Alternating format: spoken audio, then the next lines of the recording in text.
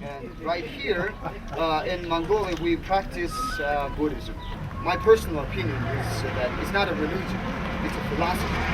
The main thing what Buddhism tells you is nothing is dependent on outer circumstances. Whatever is happening around you, doesn't matter. What matters is your own attitude towards it. The two guys can be in the same situation, but other one can be perfectly fine and other one can be upset. Other guy is not happy because of his desire, his passion, anger, lust and stuff. And then the other guy is perfectly fine because he accepts it, accepts things the way they are.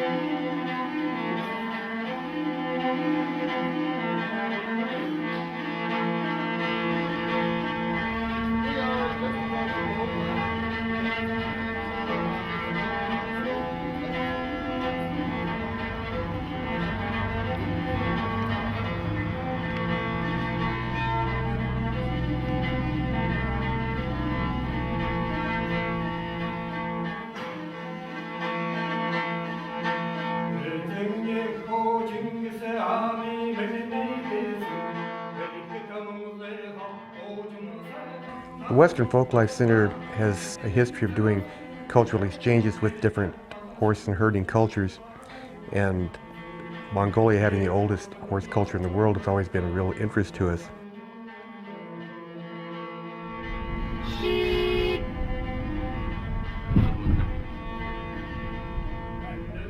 Can you see the boy?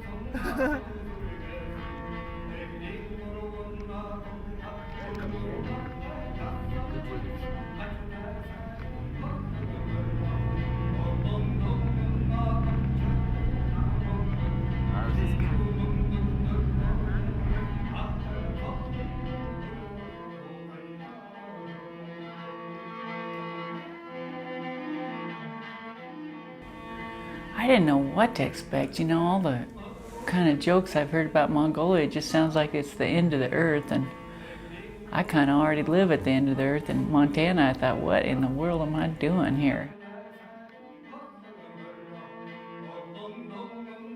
What's extraordinary about it, as soon as you leave an urban area, of which there's just a few, then the whole country becomes something entirely different. There are more animals in Mongolia than human beings, and the roads connecting one place to another are non-existent, barely there.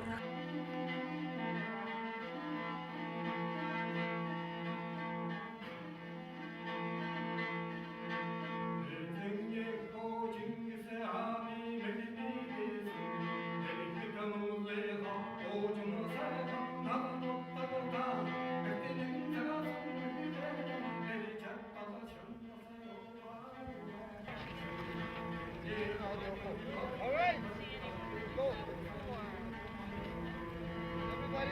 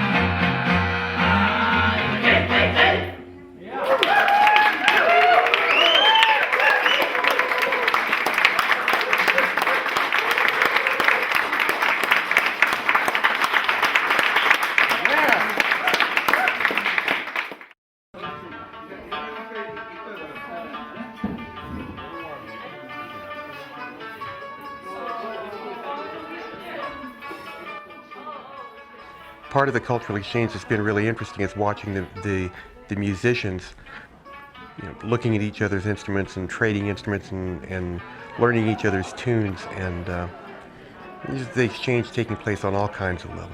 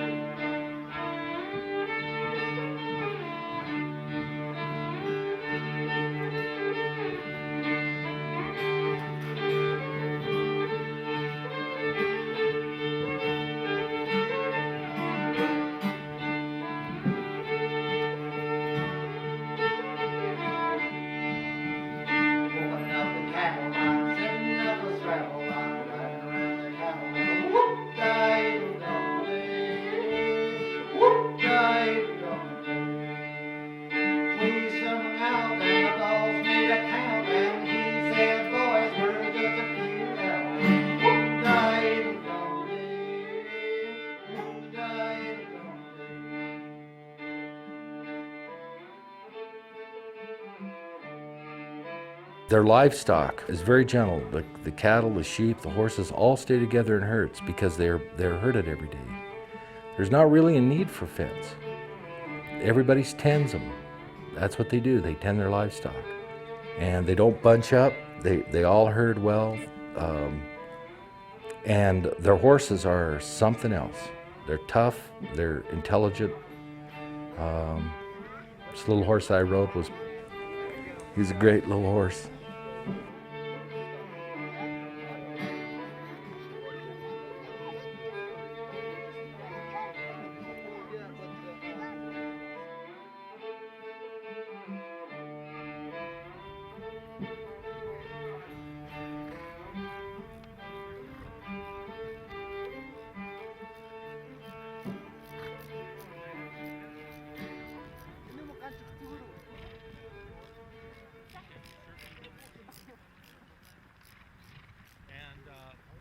My experience is that that's exactly what happened.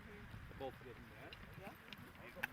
And it's most of the sketches that I see are that's for something else.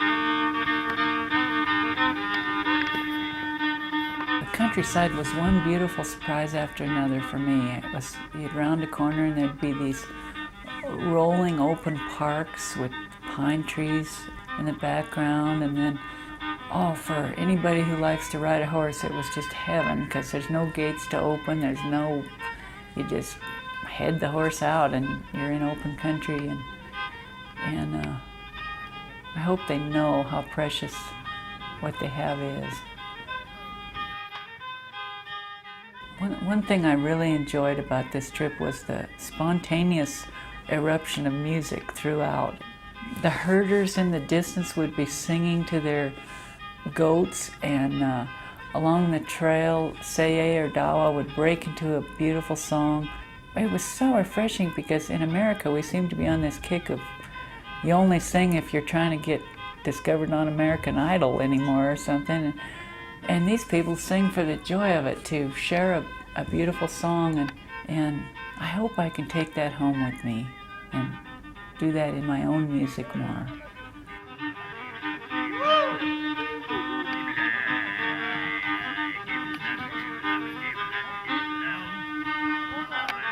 Well, I think the biggest thing that Americans can learn from this country is slow down a little bit.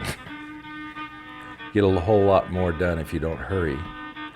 The other thing that I really liked them about is they appreciate each other. You are who you are, and it's like Biombik. He's just a piece of work, and he says, it's not a problem if you don't think about it. Very Buddhist. Yeah, in fact, I think I joined up. I don't know if I did or not, but I think I joined up.